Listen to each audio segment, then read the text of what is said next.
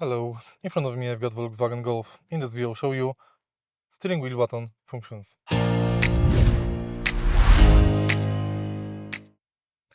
In the beginning, take a look at the left side of the steering wheel. Right here we've got the panel, thanks to which we can enable cruise control. Also, we can enable speed limiter, and we can manage this whole system. Thanks to this button we can change radio volume. On the right side we've got the panel thanks to which we can navigate through the instrument cluster.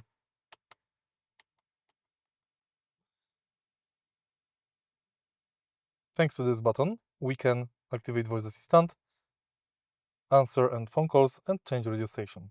Of course, if you press right here, you will use horn. If you found this video helpful, please leave like, comment and subscribe.